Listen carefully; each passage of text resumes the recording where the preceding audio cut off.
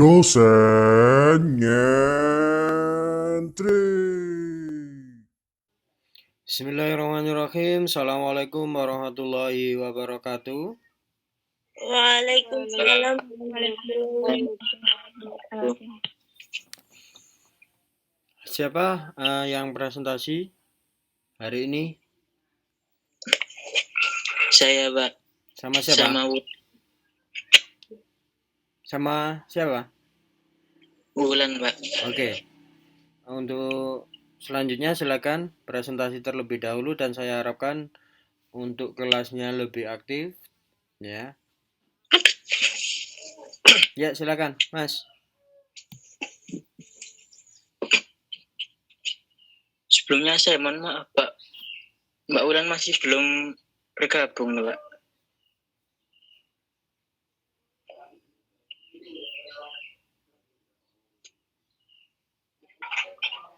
Ya, silakan dimulai saja. Baik, Pak. Sebelumnya Assalamualaikum warahmatullahi wabarakatuh.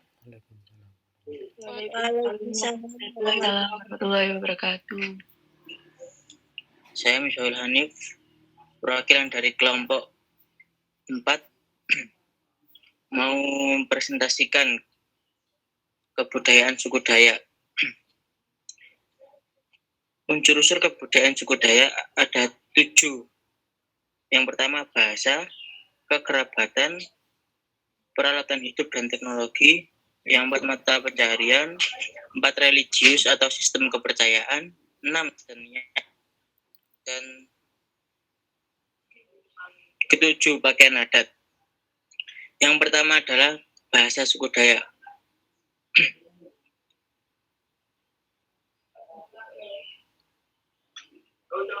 Suku Dayak. PPT-nya, Mas.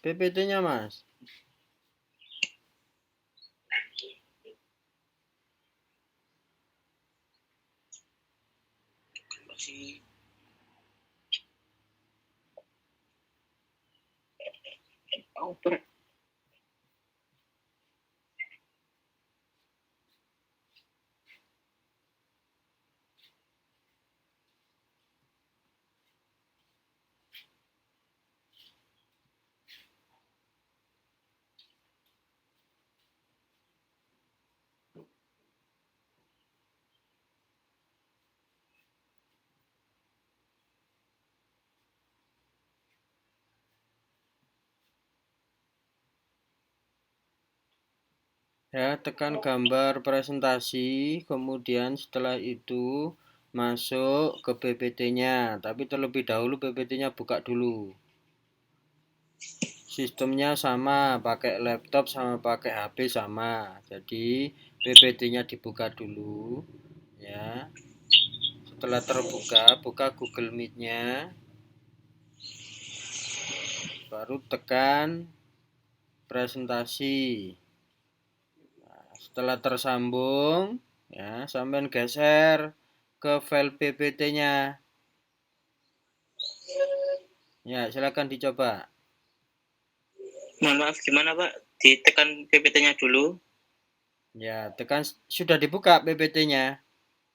Sudah, Pak. Sudah. Nah, sekarang tekan presentasi.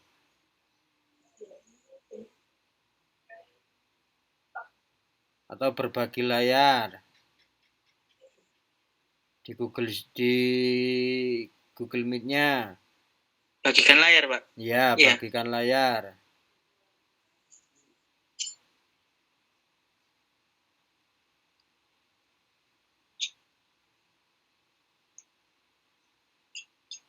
Oke, sekarang geser ke PPT-nya. Nah, itu sudah, oke. Sudah, Pak. Ya. Baik, saya ulang kembali. Silakan coba dimiringkan, di landscape-kan, diturukno HP nih. Pengaturannya ini, pengaturan rotasinya diaktifkan.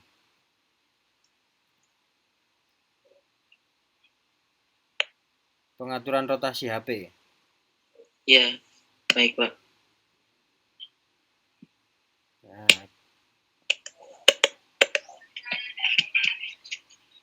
Ya, sip. Oke, silakan.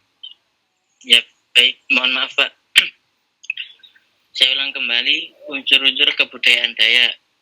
Yang pertama adalah bahasa, yang kedua kekerabatan, yang ketiga peralatan hidup dan teknologi, keempat mata pencaharian, yang kelima religius atau sistem kepercayaan, yang keenam kesenian, ketujuh pakaian adat. Yang pertama bahasa suku Dayak. Masyarakat suku Dayak tentu memiliki bahasa daerah yang digunakan untuk berkomunikasi sehari-hari. Pada awalnya, masyarakat suku Dayak merupakan penutur bahasa Austronesia. Namun lama-kelamaan suku Dayak menyebar ke area pedalaman dan pegunungan.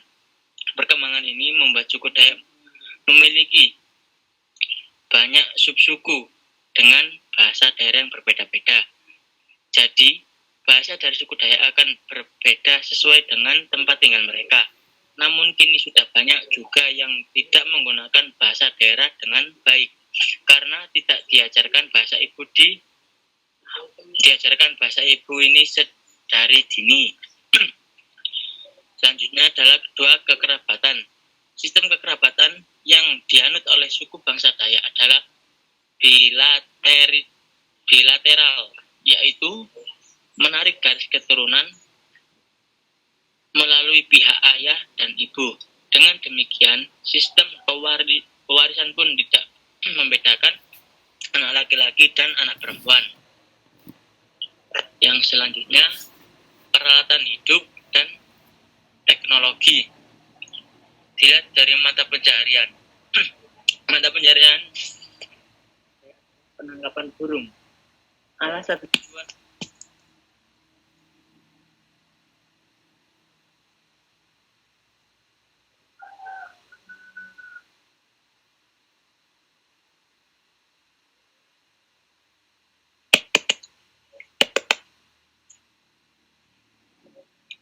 alasan dan tujuan penangkapan burung untuk dijadikan makanan.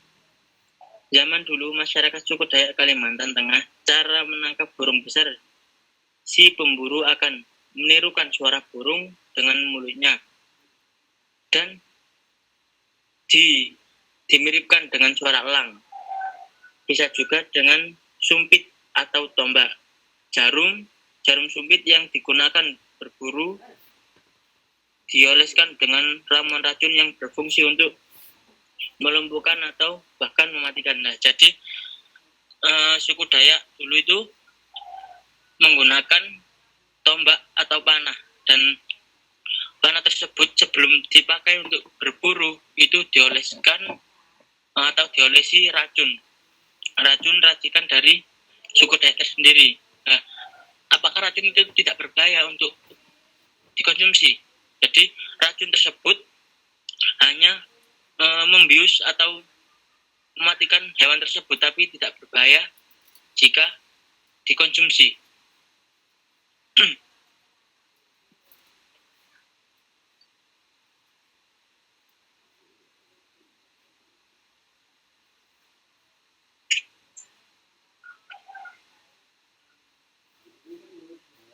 Berikutnya adalah dilihat dari pakaian. Pada mulanya suku Dayak hanya mengenal dua jenis pakaian, yaitu king baba untuk laki-laki dan king bebek untuk perempuan.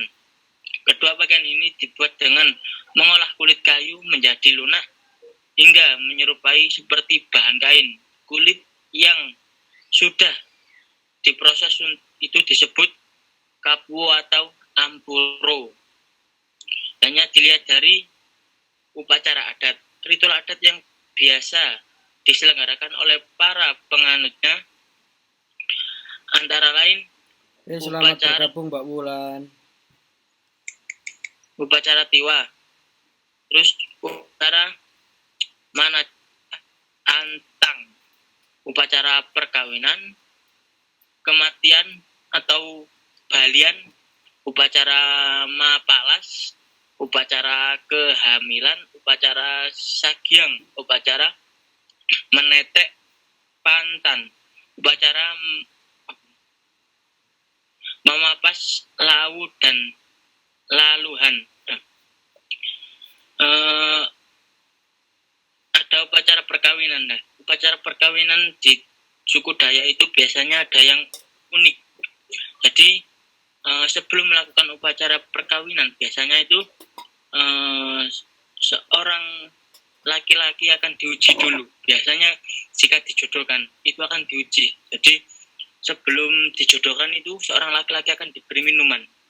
Jadi minuman tersebut akan dikasih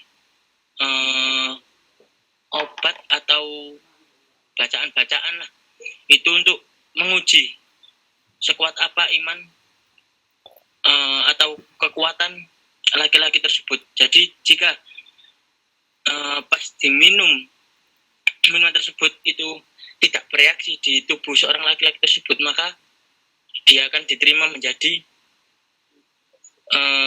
kepala keluarga atau disahkan menjadi suami istri. Jika pas diberi minuman tersebut terus seorang laki-laki tersebut tidak bisa menahan racun atau doa-doa yang dibacakan di minuman tersebut, maka kemungkinan tidak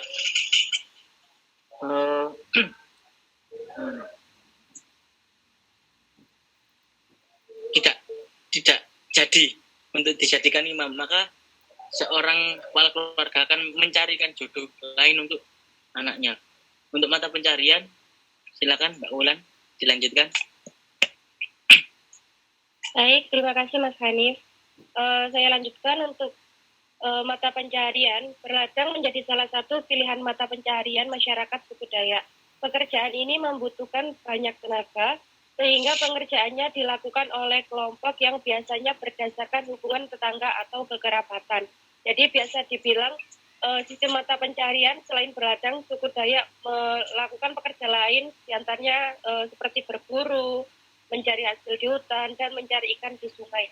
Kayak berburu itu misal kalau di Dayak itu kebanyakan tuh berburu seperti kayak babi hutan, dan untuk mencari hasil di hutan itu seperti kayak tumbuhan yang yang ada di sekitar hutan tersebut, dan mencari ikan ya seperti memancing gitu. Selanjutnya ada religius atau sistem kepercayaan. Di masyarakat Dayak terjadi menjadi beberapa suku, yaitu ada suku Ngaju, Otet, Danum, dan Maanyan di Kalimantan Tengah. Kepercayaan yang dianut meliputi agama Islam, Kristen, Katolik, dan Keharingan atau pribumi. Yang dimaksud Keharingan tersendiri itu diambil dari Danum Keharingan yang berarti air kehidupan. Dan di masyarakat Dayak juga mempercayai adanya roh-roh, yaitu ada Sangyang Nayu yang berarti roh baik dan Taloh Kambe yang berarti roh jahat. Untuk selanjutnya ada kesenian, yaitu ada tari kayau. Tari kayau atau mengayau memiliki arti memotong kepala musuh. Tarian ini dilakukan oleh suku Dayak Iban sebagai bentuk keberanian, kejantanan, dan kekuasaan untuk melindungi suku tersebut dari ancaman musuh. Alat yang digunakan untuk mengayau yaitu mandau. Nah, di sebelah kanannya itu juga ada contoh gambar gambar tarian kayau yang dimana orangnya itu tersebut memegang senjata yaitu mandau. Dan untuk selanjutnya yaitu ada tari giring-giring. Tarian ini adalah sebagai bentuk ekspresi kegembiraan dan juga rasa senang. Simbol dari tarian ini yaitu gerakan hentakan satu tongkat gantar yang dipegang tangan kiri ke lantai, dan tangan kanan memegang bambu yang berisi kerikil sehingga menghasilkan bunyi yang khas. Di situ juga ada contoh gambarnya. Nah, untuk selanjutnya ini bisa dibilang tarian yang berbahaya ya, yaitu ada tari mandau. Tari mandau sendiri itu adalah tarian tradisional yang populer di Kalimantan Tengah.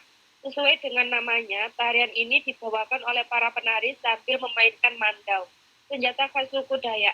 Meskipun menggunakan senjata tajam sebagai propertinya, tarian ini dapat dibawakan oleh penari pria maupun wanita.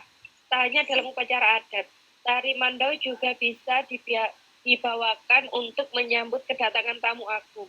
Gerakan para penari diiringi oleh alat musik berupa gendang dan gerabun. Nah, itu juga ada contoh gambar. Untuk tari mandau itu menggunakan senjata mandau yang diselipkan di mulutnya.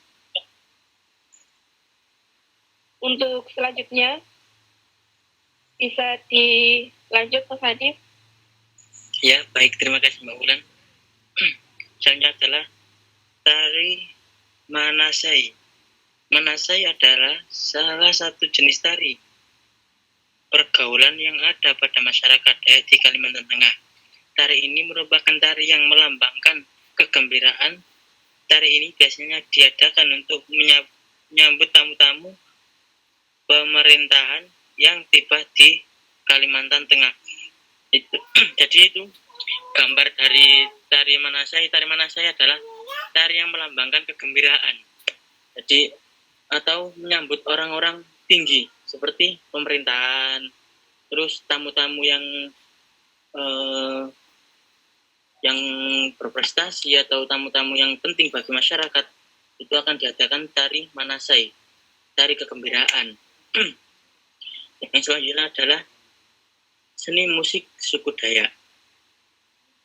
Sape yang merupakan alat musik tradisional Kalimantan Timur sering digunakan untuk mengiringi acara-acara hajatan masyarakat suku Dayak. Sape tersebut dari kayu adau yang banyak terdapat di Kalimantan serta menampilkan corak ukiran khas suku Dayak. Seperti di sebelahnya gambar sapi, hampir cara memainkannya hampir sama seperti gitar, dipetik cara memainkannya. Tapi yang membedakan adalah bentuknya dan ukiran-ukirannya. Kalau sapi kan hasil murni ukiran. Kalau gitar kan lukisan biasanya, kebanyakannya. Yang selanjutnya adalah baju adat. Pakaian adat suku Dayak zaman dahulu, pada mulanya suku Dayak hanya mengenal dua jenis pakaian, yaitu King Baba untuk laki-laki dan King Bibige untuk perempuan. Kedua pakaian ini disebut dengan mengolah kulit kayu menjadi lunak hingga menyerupai seperti bahan kain. Aksesoris pakaian adat King dikenakan bersama dengan ikat kepala yang terbuat dari bulu burung, enggang gading yang memiliki warna indah. Tidak hanya itu saja, tapi juga memakai senjata tradisional Kalimantan Barat bernama mandau. Pakaian adat King Baba dikenal juga sebagai baju perang suku Dayak. Untuk pakaian adat perempuan King Bibik dalam pemakaian mengenakan hiasan menarik-menarik, hiasan manik-manik, di mana susunannya dibuat dengan rapi dan cantik. Jadi seperti di samping tersebut, di samping ada gambarnya, ada contohnya. Jadi baju adat King Baba dan King Bibik ini terbuat dari kayu yang dibuat kulit kayu yang dilunakkan jadi seperti kain. Terus juga menggunakan mandau, senjata dari suku Dayak, dan juga ada bulu burung. Ya, untuk selanjutnya bisa dilanjutkan Mbak Mula. Untuk selanjutnya ada aksesoris ya. Untuk aksesoris sendiri itu dilengkapi seperti ikat kepala dan perhiasan. Ikat kepala untuk perempuan pembuatannya sama menggunakan bulu burung enggang gading. Untuk perhiasan yang dipakai seperti gelang yang disebut jarat tangan terbuat di akar tanaman serta kalung yang terbuat dari tulang hewan dan akar tanaman. tangan yang terbuat dari pintalan akar, tanaman dikenakan di tangan sebagai penolak bala, sedangkan kalung yang terbuat dari tulang hewan sebagai penangkal gangguan roh rohani. Biasanya sering digunakan pada bayi. Ada beragam jenis gelang, seperti tajuk bulu tantawan, tajuk bulu area, kalung manik lawang, galing gading, galang pasan, manik atau galang pasan. Nah, jadi untuk untuk aksor seperti gelang sama kalung tadi itu digunakan para suku Dayak untuk uh, bisa dibilang untuk melindungi diri sendiri sebagai penolak bala dan digunakan sebagai penangkal roh rohani. Gitu.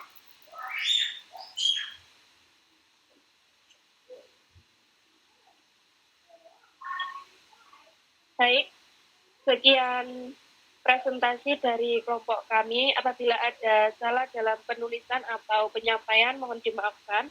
Dan buat teman-teman yang masih belum mengerti atau mau ditanyakan, dipersilahkan. Terima kasih.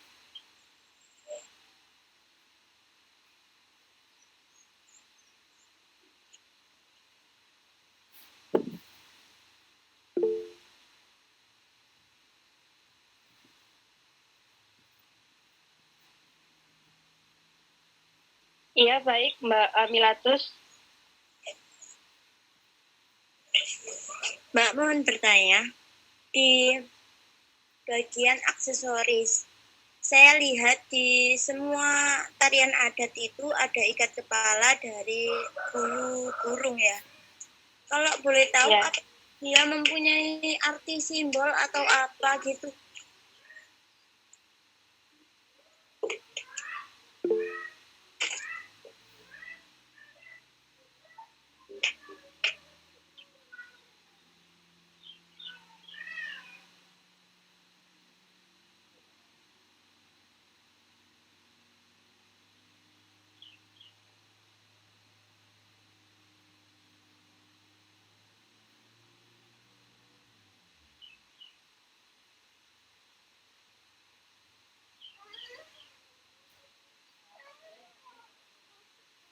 Baik, terima kasih atas pertanyaannya Mbak Ami. Kita tampung terlebih dahulu. Dan silakan untuk Mbak Tiwi.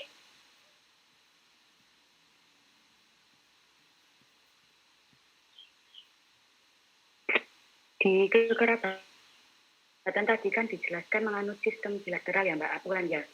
Itu saya mau menanyakan, kan di mana bilateral itu pewarisnya itu tidak membedakan anak laki-laki sama anak perempuan. Kemudian yang ingin saya tanyakan itu bagaimana kayak pembagiannya gitu loh.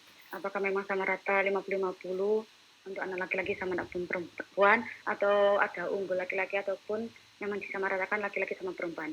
Itu seandainya anaknya kalau 2, kalau anaknya 3 atau lebih itu bagaimana pembagiannya.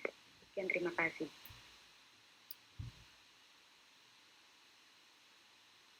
Baik, terima kasih atas pertanyaannya Mbak Tiwi.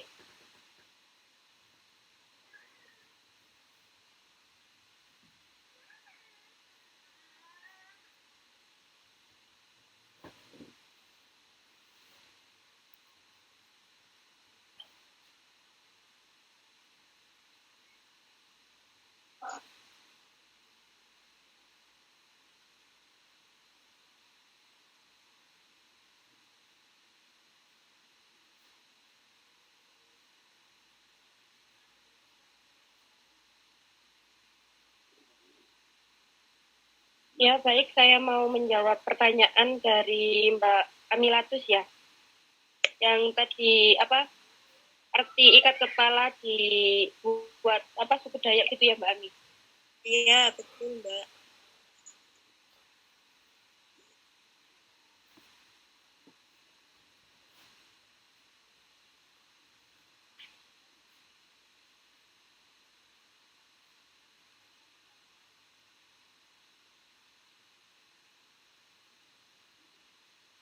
Nah, untuk ikat kepala yang digunakan ya untuk biasa untuk melindungi dirinya sendiri gimana ya? Untuk melindungi apa sehari-hari bagi suku Dayak gitu Mbak Ami? Tidak memiliki apa ya Mbak, itu perlengkapan berarti ya. Oh ya, Iya, terima seperti aksesoris biasa gitu Mbak Ami. kasih. Ya, sama-sama Mbak Ami. Baik, yang dari Mbak Tiwi.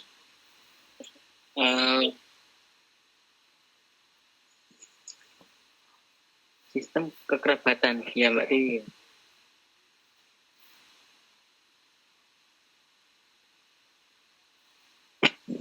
Mbak Tiwi. Iya. Jadi di kebudayaan suku Dayak itu pewarisnya itu adalah tidak pandang bulu, baik dia itu laki-laki atau perempuan, itu disamaratakan hasil warisannya. Jadi meskipun anaknya ada lebih dari 2 ya, kalau kalau 2 kan 50-50. Nah, seumpama 3 ya berarti tinggal dibagi berapa gitu. Kalau anaknya 4 berarti 25-25 kan gitu. Jadi tidak memandang bulu. Kalau mohon maaf agak saya itu ya, kalau agama Islam kan yang lebih banyak mendapatkan warisan kan adalah orang laki-laki, karena laki-laki memiliki tanggung jawab yang lebih gitu kan kalau menurut agama Islam. Tapi di suku Dayak ini bilateral, jadi tidak pandang bulu, meskipun laki-laki perempuan itu tetap sama mendapatkan jatah sama rata. Laki-laki enggak diberi lebih banyak, perempuannya lebih sedikit enggak, tapi disamaratakan gitu. Baik, terima kasih. Oh iya Mas Hanif, terima kasih. Ya, sama-sama.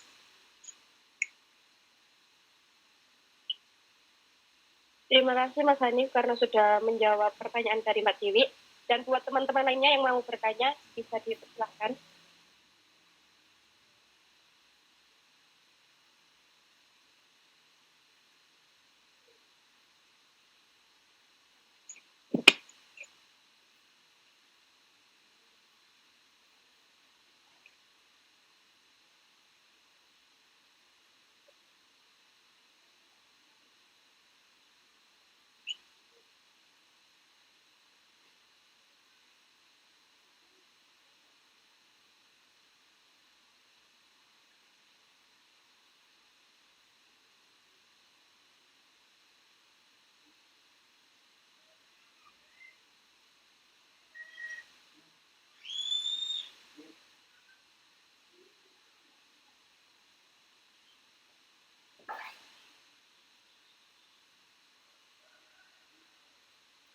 Baik, jika sudah tidak ada yang mau ditanyakan, kami akan menutup presentasi kami hari ini.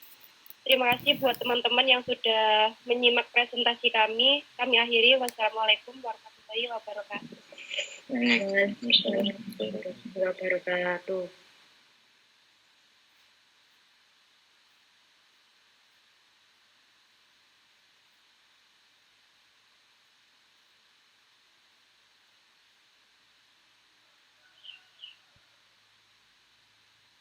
Oke, itu tadi perkenalan atau kita bersinggungan dengan kebudayaan Dayak ya. Suara saya bisa terdengar dengan baik? Bisa Pak. Oke. Ada yang sudah pernah ke Bumi Borneo? Belum pernah Pak. Belum pernah.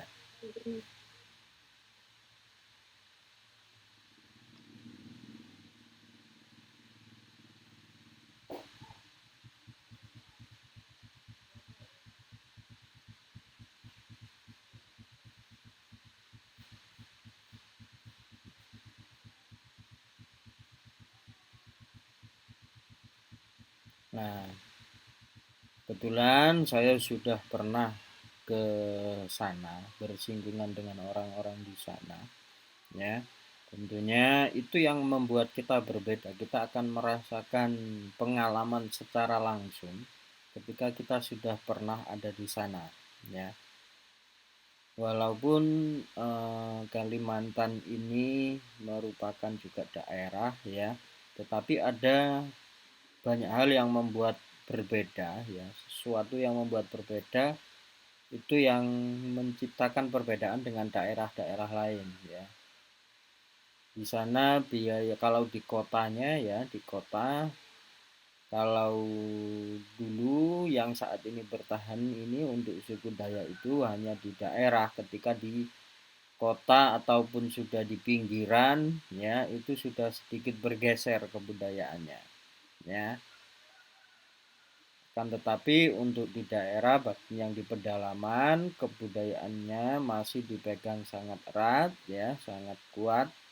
Nah, itu yang membuat perubahan-perubahan, sekali lagi seperti yang saya sebutkan di awal, bahwa perubahan itu salah satunya karena teknologi, ya, karena peradaban-peradaban yang masuk ke daerah tertentu, itu yang membuat dinamika kebudayaan itu tercipta. Nah, begitu juga di bumi Borneo, ya. Suku Dayaknya saat ini teman-teman juga bisa kenal dengan kebudayaan Dayak melalui media sosial, ya. Ada salah satu kawan dari Dayak, ya, itu yang aktif banget di media sosial, ada ditemui di Instagram, Facebook, dan juga di TikTok. Nah, di situ dia melayani diskusi, ya, dia melayani diskusi. Ketika orang-orang bertanya, dia rela untuk menjawab. Bahkan ketika diminta untuk menggunakan baju adatnya, beliau juga berkenan membuat konten berbaju adat. Dan beberapa tahun silam saya juga sempat membuat karya mengelaborasikan dengan tarian Dayak. Jadi konsep tarian Dayak itu dalam seni pertunjukan performance art, ya, mana fokusnya itu adalah kain warna-warni. Itu saya adaptasi. Kalau tarian khas Dayak itu menggunakan baju adat lah, sedangkan saat itu saya menggunakan hanya pakaian performance art berbaju hitam, putih, kuning, secara warna sama tetapi tidak menggunakan baju adat. Nah, konsep-konsep yang seperti itu kita bisa gunakan untuk memperdalam warna-warna kebudayaan suatu daerah, ya.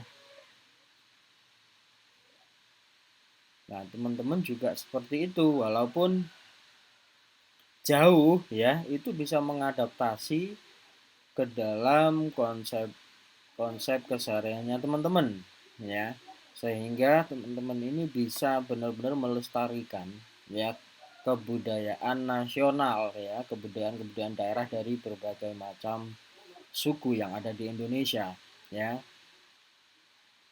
Jadi jangan segan-segan untuk menjadi pewaris dan pelestari budaya, ya, karena tidak ada salahnya, ya, tidak ada buruknya ketika kita melestarikan sesuatu dari warisan leluhur. Tentunya seperti yang saya sebutkan, bahwa pelestarian itu selama tidak bertentangan dengan norma agama atau norma susila, norma sosial, kita bisa menjalankan itu, ya.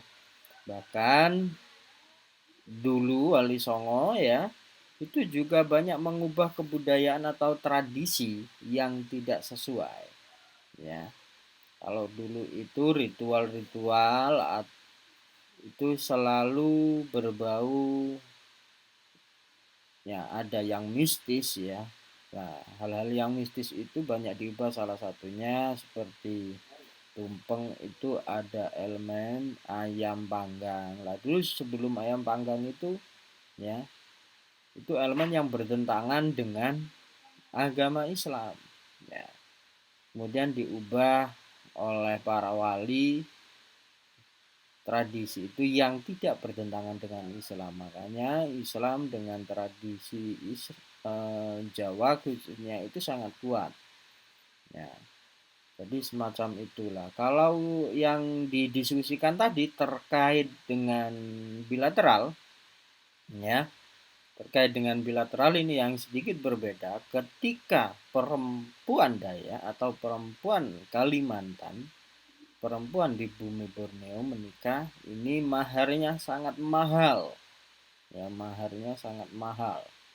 Jadi kalau ada laki-laki di luar Kalimantan mau menikah dengan perempuan Kalimantan, ya, itu harus mengisi, ya, ini yang terendah saja ini mengisi perabotan di rumah tersebut, ya. Kalau yang paling tinggi itu dihitung biaya dari lahir sampai biaya hendak menikah, ya. Kemudian ditambah isian seluruh rumah, kemudian ditambah lagi resepsi pernikahannya. Jadi kalau di sana itu setidaknya untuk seorang laki-laki mau meminang perempuan di sana kalau dihitung dengan rupiah mungkin 200 sampai 300 itu paling minim. 200-300 juta. Ya. Makanya orang-orang di sana itu menikahnya usianya relatif lebih tua, 30 ke atas. Ya, terkecuali memang turunan-turunan orang yang mapan, ya, sehingga bisa menikah di usia muda.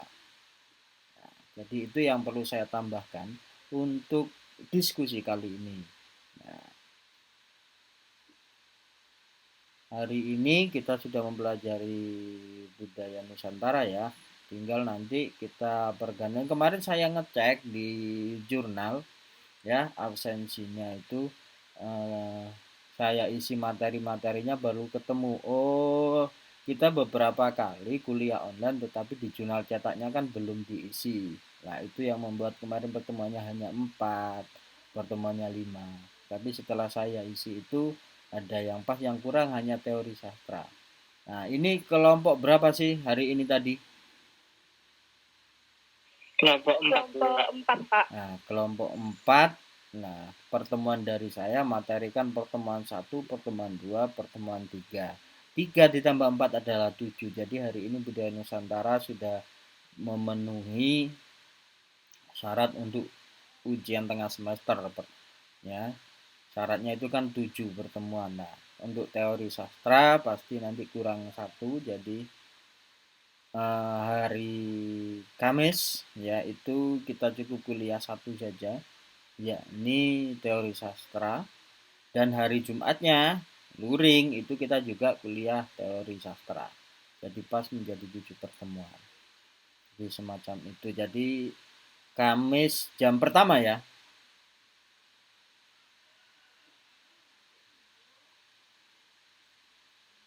Halo? Mohon maaf, Pak. Kami jam kedua, soalnya jam pertama ada Pak Samsi. Oh, jam kedua, ya. Nah, oke.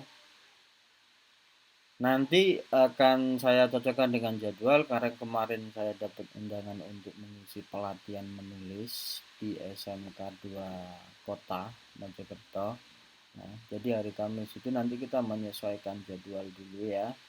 Jika tidak memungkinkan maka saya siapkan materi atau presentasinya nanti berubah di jam, kalau jam malam bisa enggak? Enggak bisa. Maaf Pak, kalau malam saya nggak bisa Pak. Oh, jika enggak bisa berarti nanti kita bisa ganti, ya. Bisa ganti dalam bentuk rekaman mungkin, ya. Jadi kalau bentuk rekaman berarti presentasinya diundur, nanti akan saya siapkan materi. Jadi semacam itu. Kita fleksibel saja. Kalau hari Kamis itu berarti kita tidak perlu melakukan pertemuan, kita ketemu di hari Jumat, ya. Ada yang mau disampaikan sebelum saya akhiri pertemuan hari ini?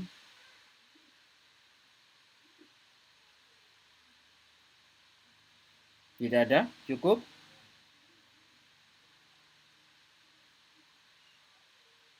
Cukup, Pak. Oke, jika memang cukup, maka teman-teman nanti setelah ini bisa persiapan jika memang hari ini ada perkuliahan luring ya di kampus. Cukup sekian dari saya akhiri. Wassalamualaikum warahmatullahi wabarakatuh. Waalaikumsalam warahmatullahi wabarakatuh. Terima kasih Pak. Ya.